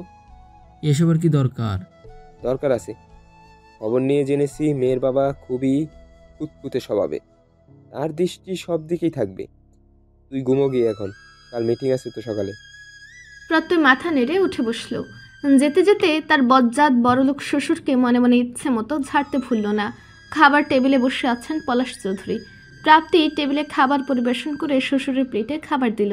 রান্নাঘর থেকে সবজির বাটিটা টেবিলে রেখে রাজিয়া বেগমও চেয়ার টেনে বসলেন। পলাশ সাহেব এক লোকমা খাবার মুখে তুলে প্রাপ্তিকে বলে ওঠেন, তুমিও বসে পড়ো মা। না বাবা, পরে। এখনই বসো। শ্বশুর শাশুড়ির জোড়াজুড়িতে প্রাপ্তি তাদের সঙ্গে খেতে বসলো। এই দুইটা মানুষ তাকে অফুরন্ত ভালোবাসা দেয়, একদম নিজের মেয়ের মতো আদর যত্ন করে। এমনকি মামার বাসায় যখন ইচ্ছে তখন যাবার ব্যাপারেও কোনো নিষেধ করেননি তারা। এই দুজন মানুষের এত ভালোবাসার দাবি মেটানো কখনো কি সম্ভব? অবশ্যই নয়। খাওয়া শেষ করে বিছানায় শুয়ে ঘুমানোর চেষ্টা করে যাচ্ছে প্রাপ্তি, কিন্তু চোখে ঘুম ধরা দিচ্ছে না। বিছানার বাম পাশটা বারবার দেখে চলেছে। গম্ভীর মানুষটার জায়গাটা খালি হয়ে আছে আজ কদিন যাবৎ। তার প্রতি রাগ থাকলেও খুব মনে পড়ছে। তার অনুপস্থিতিতে নিজেকে ভীষণ একা মনে হচ্ছে। তার ঠোঁটের ছোঁয়াগুলো এখনও যেন জীবন্ত হয়ে আছে। প্রাপ্তি চোখ বন্ধ করলে সেই ছোঁয়ার ক্ষণটুকু স্মরণ করে বারবার শিহরিত হয়। মানুষটা যে খুব করে আসন গেড়েছে তার মনে। হঠাৎ অদ্ভুত এক শব্দে প্রাপ্তি নিজস্ব ভাবনা ছেড়ে বেরোয়। ঠক ঠক আওয়াজ আসছে ব্যালকনির দরজা থেকে। প্রাপ্তি তৎক্ষণাৎ লাফ দিয়ে উঠে বসল। নিঃশ্বাসের গতি তীব্র গতিতে বেড়ে গেল। প্রহর যাবার সময় তাকে ব্যালকনির দরজা বন্ধ করে ঘুমাতে বলেছিল।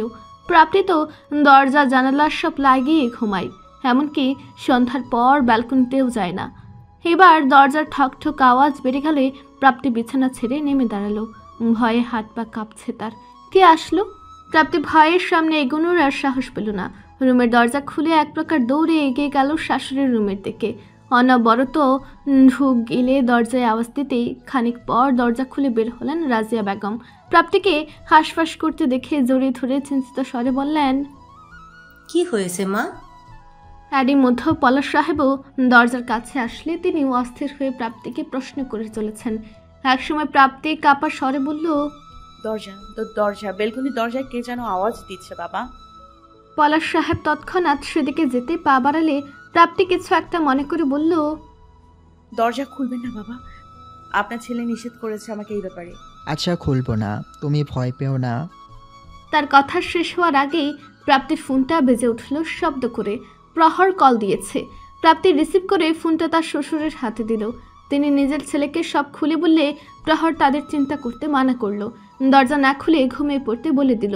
ছেলের দিক নির্দেশনা মেনে তিনি প্রাপ্তিকে বললেন, তুমি তোমার শাশুড়ির সঙ্গে থাকো আজ, ভয় নেই মা।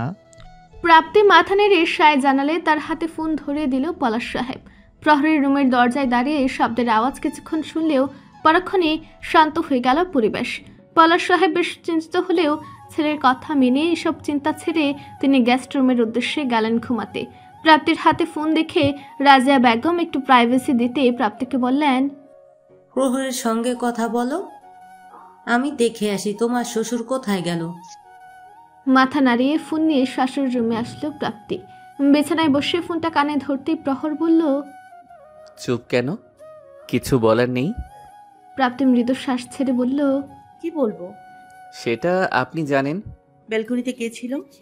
আপনার মামির পাঠানো লোক। এখন আপনার মনে ভাবনা আসতে পারে এত নিরাপত্তা সত্ত্বেও বেলকনি পর্যন্ত আসলো কিভাবে তারা। তাহলে জেনে রাখুন, ওদের জন্য ফাঁদ পাতা হয়েছিল, যে ফাঁদে ধরা পড়েছে আজ। বাবাকে কি বলেছেন? আপনার বিষয়ে সমস্ত কিছুই তারা জানে। আপনাকে যেটা বললাম সেটাই বলেছি। আর কি জানার আছে বলুন। প্রাপ্তি মনে মনে বলল, বলার তো অনেক কিছুই আছে আপনাকে, কিন্তু কিছুই বলবো না আমি। তবে কিছু নীরব অভিমান ঝাড়লো প্রহরের উপর। বলল, ধন্যবাদ আপনাকে আমার জন্য এত কিছু করার কারণে। এত কিছু বলতে? আমাকে নিরাপত্তা দেওয়ার জন্য। আমার বউকে আমি নিরাপদে রাখবো না, এর জন্য ধন্যবাদ দেওয়ার মানে বুঝলাম না। আপনি কি কোনো কারণে রেগে আছেন আমার উপর? রাগ করার অধিকার আছে আমার? অবশ্যই আছে। আমি রেগে নেই আপনার উপর। তাহলে অভিমান জমেছে? সেদিনের ঘটনার জন্য সরি বলেছি তো। এমন আবেদনময় হয়ে দাঁড়িয়ে থেকে নিজেই আমাকে কন্ট্রোললেস করেছেন, এখন আবার রেগেও আছেন। প্রাপ্তি কেন অভিমান করে আছে লোকটা বুঝতেই পারল না, না কখনো বুঝবে। অন্য 10টা দম্পতির মতো স্বাভাবিক সংসার তাদের নয়। সে কেন বুঝে না? অনুমতি ব্যতীত তাকে সেদিন স্পর্শ করেছে বলে সরি বলতেই পারে, কিন্তু বউকে ভালোবাসা কি পাপ? তাকে কি একটু ভালোবাসা যায় না? দেওয়া যায় না আদরে আশ্বাস? অভিমানের পাল্লা আরো ভারী হলো প্রাপ্তির। সে থামথামে মুখে বলল, আপনার প্রতি কোনো রাগ অভিমান কিছু নেই আমার। আপনি আপনার মতো থাকুন, রাখছি। ওপাশ থেকে প্রহর গম্ভীর স্বরে বলে উঠল, আমার কথা এখনো শেষ হয়নি। প্রহরের গম্ভীর আওয়াজে প্রাপ্তি খানিক দমে গেল। একদম চুপ হয়ে থাকলে প্রহর আবারও বলে উঠল, আগামীকাল ফিরছি, তখনই না হয় জেনে নিব কি কারণে অভিমান জমেছে আপনার মনে। আমি যা ভাবছি তা যদি সত্যি হয় তাহলে আপনার স্বামীর স্পেশাল ট্রিটমেন্টের জন্য নিজেকে প্রস্তুত রাখুন। জ্বলন্ত অগ্নিপিণ্ডের মতো উত্তাপ ছড়াচ্ছে সূর্যটা। সেই উত্তাপে শহরের প্রতিটি প্রাণ হাঁসফাঁস করছে। লম্বা জার্নির শেষে এইমাত্র প্রাপ্তির ভার্সিটির কাছে গাড়ি থামিয়েছে প্রহর।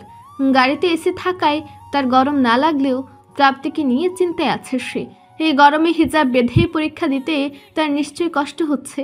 তাই নিজে ক্লান্ত থাকা সত্ত্বেও বাসায় না গিয়ে সোজা প্রাপ্তিকে নিতে চলে এসেছে। সিটে গা হেলিয়ে প্রহর এবার ফোনটা বের করলো। ধূপ ধাপ কিছু একটা টাইপ করে প্রাপ্তির নাম্বারে পাঠিয়ে দিল। অতঃপর হাত ঘড়িতে সময় দেখে গাড়ি থেকে বের হয়ে লক করে পাশের দোকানের দিকে এগিয়ে গেল। প্রাপ্তির জন্য জুস, আইসক্রিম আর পানির বোতল নিয়ে পুনরায় গাড়িতে ফিরে এলো। এরই মধ্যেও ভার্সিটির গেট দিয়ে অনেক স্টুডেন্টকে বের হতে দেখলো, কিন্তু কাঙ্ক্ষিত মুখটা দেখতে না পেয়ে প্রহর ভ্রু কোচকে এক ধ্যানে সেদিকেই চেয়ে রইল। তার কোচকানো ভ্রুজোড়া সোজা করতেই যেন প্রাপ্তির আগমন ঘটল আচমকা। তাকে দেখা মাত্র প্রহর নড়ে চড়ে সোজা হয়ে বসলো। মেয়েটার সারা মুখ লাল হয়ে আছে অত্যাধিক গরমে। বেগুনি রঙের হিজাবে সেই লাল মুখ বড্ড আকর্ষণীয় ঠেকছে প্রহরের নিকট। ভালো করে খেয়াল করে দেখলো তার দেওয়া সালোয়ার কামিজটাই পরেছে আসছে। প্রহর নিজে পছন্দ করে এটা তার জন্য এনেছিল সিলেট যাবার আগে। সে আসবে বলে কি তার দেওয়া ড্রেস পরিধান করেছে প্রাপ্তি? এসব ভেবে কিঞ্চিত হাসল প্রহর। খেয়াল করলো বান্ধবীকে বিদায় জানিয়ে প্রহরের গাড়ির নিকট এসে দাঁড়িয়েছে প্রাপ্তি। প্রহর হাত বাড়িয়ে গাড়ির দরজা খুলে দিয়ে তাকে গাড়িতে বসতে ইশারা করলো। প্রাপ্তি মাথা নিচু করে সিটে এসে বসলো। আজ কতদিন পর লোকটাকে দেখছে সে। অন্য স্বামী স্ত্রীদের মতো তাদের সম্পর্ক যদি স্বাভাবিক থাকতো তাহলে স্বামীকে দেখা মাত্র সে স্ত্রী কি করতো তখন? নিশ্চয়ই স্বামীকে জোরে ধরে কান্না করত, নয়তো কপালের ঘাম মুছে দিয়ে চুমু খেত। এসব ভেবে প্রাপ্তি আনমনে হাসল। প্রহরের প্রতি তার ভালো লাগাটা ভালোবাসায় পরিণত হয়েছে বিয়ের রাত থেকে। লোকটার প্রতি অদ্ভুত টান অনুভব করে সে। তারও ইচ্ছে করে অন্য 10টা মেয়ের মতো স্বামীকে যত্ন করতে, অফুরন্ত ভালোবাসা দিতে, কিন্তু সৃষ্টিকর্তা বোধ হয় তার ভাগ্যে সেই সুখটুকু লিখে রাখেননি। প্রাপ্তিকে চুপ থাকতে দেখে প্রহর ধীর আওয়াজে বলল, কেমন হয়েছে পরীক্ষা? প্রাপ্তি মুখ তুলে প্রহরকে একবার দেখে নিয়ে মাথা নাড়ালো। ভালো হয়েছে। প্রহর কিছুক্ষণ প্রাপ্তিকে পরখ করে জুসের বোতল প্রাপ্তির দিকে এগিয়ে দিল। গম্ভীর স্বরে বলল, পুরোটা শেষ করুন। প্রাপ্তি পুনর্দৃষ্টিতে প্রহরের দিকে তাকালো। এবার প্রহরকে বড্ড ক্লান্ত দেখাচ্ছে। অবশ্য ক্লান্ত থাকারই কথা, অনেকটা পথ পাড়ি দিয়েছে সে। প্রাপ্তির শান্ত কণ্ঠে বলল, বাসায় চলে যেতেন, ভাইরা তো আসতোই আমাকে নিতে। একসঙ্গে যাব বলেই এসেছি, এখন কোনো কথা নয়। জুস পুরোটা শেষ করতে বলেছি আমি। ঠান্ডা মাথার ধমক শুনে প্রাপ্তি দমে গিয়ে জুসের বোতল হাতে নিল। গলাটা শুকিয়ে কাঠ হয়ে আছে তার, তাই অপেক্ষা না করে এক পলক প্রহরকে দেখে কয়েক চুমুকে অর্ধেক খেয়ে নিল। বাকিটা প্রহরের দিকে এগিয়ে দিলে প্রহর সেটা সামনে রেখে প্রাপ্তির দিকে এগিয়ে গেল। প্রাপ্তি ঠোঁট কুচকে বলল, খাওয়ার জন্য দিলাম আপনাকে। প্রহর প্রাপ্তির দিকে ঝুঁকে বলল, খাবো তো অবশ্যই, তার আগে একটা উত্তর জানার খুব দরকার। প্রাপ্তি মাথা নিচু করে কাপা স্বরে বলল, কি উত্তর? প্রাপ্তির ডান গালে হাত রেখে প্রহর স্বাভাবিক কণ্ঠে বলল, ভালোবাসেন আমাকে? প্রাপ্তি তড়িৎ গতিতে প্রহরের চোখের দিকে তাকালো। লোকটা সম্মোহন দৃষ্টিতে তার দিকেই তাকিয়ে আছে। প্রহর হঠাৎ এমন প্রশ্ন করবে সে ভাবতেই পারেনি। এখন কি উত্তর দেবে সে? লোকটার এমন হুটহাট কাছে আসা, তার প্রতি অধিক চিন্তা করা, যত্ন নেওয়া, এসব দেখে প্রাপ্তি তো মনে হতো তাকে সে ভালোবাসে। কিন্তু দিন যত এগোচ্ছে প্রাপ্তির কাছে মনে হয় প্রহর দায়িত্বের খাতিরে এসব করছে বা তাকে বাঁচাতে। মনের এই পীড়ায় সে অতিষ্ঠ বলা চলে, কিন্তু ভালোবাসে সে প্রহরকে, এটা একদম খাঁটি সত্য। প্রাপ্তিকে চুপ থাকতে দেখে প্রহর তার গালের হালকা চাপ দিয়ে বলল, কি হলো বলুন। প্রাপ্তি অন্যদিকে দৃষ্টি সরিয়ে বলল, স্বামীর প্রতি প্রত্যেক স্ত্রীর মনে ভালোবাসা থাকে। কিছু মানুষেরটা প্রকাশিত, আবার কারোটা অপ্রকাশিত। কিন্তু আমি আপনারটা জানতে চাইছি। প্রাপ্তি এবার সরাসরি কিছু না বলে টেকনিক খাটিয়ে বলল, আদর্শ স্বামীরা ঠিকই বুঝবে তার স্ত্রী তাকে ভালোবাসে নাকি না। প্রহর ভাবলাকান্ত হয়ে প্রাপ্তির দিকে চেয়ে রইল খানিক। তার বউ এত আধ্যাত্মিক কথা কবে শিখল? তার করা প্রশ্নে তাকে প্রশ্নবিদ্ধ করে ছাড়ছে। প্রহরের এরূপ অবস্থা দেখে প্রাপ্তির হাসি পেলেও চুপ করে রইল। প্রহর প্রাপ্তির কপালে হাত ছুঁয়ে বলল, আদর্শ স্বামীরা যেমন বউয়ের চোখ দেখেই ভালোবাসে কিনা বুঝে নিতে পারে, তেমনি আদর্শ স্ত্রীরাও কিন্তু পারে। আপনার মনে কি চলে সেটাই জানতে চাইছিলাম। প্রাপ্তি ফ্যাশনে পরে প্রহরের দিকে চাইলে প্রহর ঠিকঠাক হয়ে আগের জায়গায় বসলো। গাড়ি স্টার্ট দিয়ে প্রাপ্তির দিকে চেয়ে ঠোঁট বাঁকিয়ে হেসে বলল, এখন বাসায় চলুন, এসব বিষয় বিস্তারিত আলোচনা আমরা পরে করব। আর হ্যাঁ, উত্তর রেডি চাই কিন্তু। লাঠি হাতে নিয়ে শরীরের জোরে নিজের অ্যাসিস্ট্যান্টকে বেধড়ক পেটাচ্ছে ইকরাম। লোকটার গুঙ্গানুতে বিরক্ত হয়ে ইকরাম আরো জোরে হাত চালালো। একসময় ক্লান্ত হয়ে পাশে থাকা চেয়ারে বসে পড়ল। কতক্ষণ পিটিয়েছে সে হিসাব নেই। আশেপাশে আরো অনেক সহকারী আছে, কিন্তু মাথা নিচু করে দাঁড়িয়ে থাকা ছাড়া তারা আর কিছুই করতে পারল না। না হলে যে তাদের জীবনেও আমানুষের আধার নেমে আসবে। মার খাওয়া লোকটা ততক্ষণে ফ্লোরে লুটে পড়েছে। মুখে আঘাতের ফলে তরল রক্ত বেয়ে বেয়ে পড়ছে। ইকরাম সেদিকে একবার চেয়ে চেঁচিয়ে উঠে বলল, কুত্তার বাচ্চা, তোকে কবে থেকে আবার প্রাণ পাখির পেছনে লাগিয়েছি সেই হিসাব আছে? এখনো পর্যন্ত কাজের কাজ কিছুই করতে পারলি না। আর ওই শালা প্রহরের বাচ্চা কি করে না করে সেই খবরটাও দিতে পারলি না। তোর থাকাতে সে আমার প্ল্যান ভেস্তে দেয় কিভাবে? ইকরামের উত্তেজিত অবস্থা দেখে বাংলো বাড়ির সবাই নিশ্চুপ হয়ে রইলে হঠাৎ সেখানে উপস্থিত হয় তার বাবা ইকবাল খান। সে আধমরা অ্যাসিস্ট্যান্টের কাছে এসে ব্যাটের উপর পা দিয়ে জোরে লাথি দিয়ে দিল। লোকটা করুণার্তনাদ করে উঠল। তৎক্ষণাৎ অবচেতন মনে নিজের প্রতি ধিক্কার আসলো তার। এই অমানুষদের জন্য সে এত কাল যাবৎ কাজ করে গেছে। সৃষ্টিকর্তা এবার যদি তাকে বাঁচিয়ে দেয় তাহলে আর অন্যায় কাজের সঙ্গ দিবে না সে। কিন্তু তার আশায় থেকে গেল। বাস্তবায়ন হওয়ার আর সুযোগ থাকলো না, কারণ ইকবাল খান চরম আক্রোশে লোকটার গলা চেপে ধরে কপাল বরাবর গুলি চালিয়ে দিল। সাথে সাথে আহত লোকটার শেষ নিঃশ্বাস ত্যাগ করে চোখ বুঝল। চোখের সামনেই বাবাকে নিজের সহকারীকে মেরে ফেলতে দেখে ইকরাম উঠে দাঁড়িয়ে বলল, জানে মারলে কেন? ইকরাম লাশটাকে ঝাড়া মেরে ফেলে দিয়ে পাশের লোকগুলোর দিকে তাকিয়ে গর্জন দিয়ে বলল, এই আবর্জনা পরিষ্কার কর। তারপর ছেলের দিকে তাকিয়ে বলল, এসব অপদার্থকে বাঁচিয়ে রেখে লাভ নেই, কোনো কাজে আসবে না এগুলো। ইকরাম এবার সোফায় হেলান দিয়ে বসে বলল, তাহলে কি করব ড্যাড? কিছু করেই তো সফল হওয়া যাচ্ছে না, কি করার আছে? ইকবাল খান শয়তানি হেসে একজনকে দেখিয়ে বলল, ও আমাদের কাজে সাহায্য করবে। এই মেয়ের মাধ্যমে প্রহর চৌধুরীকে নাস্তানাবুদ করে ছাড়বে। আমাদের প্ল্যান তো সফল হবেই। ইকরাম তার বাবার ইশারায় দরজার দিকে তাকিয়ে দেখতে পেল একটা মেয়েকে। ক্রুর হেসে মেয়েটা এগিয়ে আসছে তাদের দিকে, ড্রেস আপ অশালীন। এই মেয়ে কি এমন করবে যার জন্য এতদিন এত কিছু করেও যে কাজে তারা সফল হতে পারেনি সেই কাজ সফল হয়ে যাবে? মেয়েটার থেকে দৃষ্টি সরিয়ে ইকরাম তার বাবার দিকে একবার তাকালো। তার পৈশাচিক হাসি দেখে এটুকু বুঝতে পারলো নিশ্চয়ই বড়সড় কিছু একটা ঘটতে চলেছে। আজ শেষ পরীক্ষা প্রাপ্তিদের। প্রাপ্তি পরীক্ষা শেষে নুহাকে রাহাতের সঙ্গে রেখে সে তার ভাইয়ের সঙ্গে বাড়ি ফিরে গেল। প্রহর আজ একটু তার বাবার অফিসে গিয়েছে, তাই আসতে পারেনি। বান্ধবীর গাড়িটা চোখের সামনে থেকে উধাও হতেই নুহা আর চোখে রাহাতের দিকে তাকালো। রাহাতও এক পলক নুহাকে দেখে নিয়ে হাত ধরলো চলে যাবে বলে, কিন্তু নুহা বাদ সেধে আদরে গলায় বলল, ফুচকা খেতে ইচ্ছে করছে। রাহাত মৃদু হেসে তার গাল টেনে বলল, তুমি চুপচাপ দাঁড়াও এখানে, আমি নিয়ে আসছি। নুহা মাথা নাড়লে রাহাত ফুচকার দোকানের দিকে এগিয়ে গেল। ভার্সিটির সামনে ফুটপাতে দাঁড়িয়েছিল নুহা। আদরে রাহাতকে আরেকবার দেখে নিয়ে এদিক ওদিক দৃষ্টি বুলালো সে। হঠাৎ মেইন রোডের কর্নার দিয়ে হাওয়ায় মিঠাই নিয়ে যেতে দেখে রাহাতের আদেশ বেমালুম ভুলে সে তৎক্ষণাৎ দৌড় লাগালো ওই দিকে।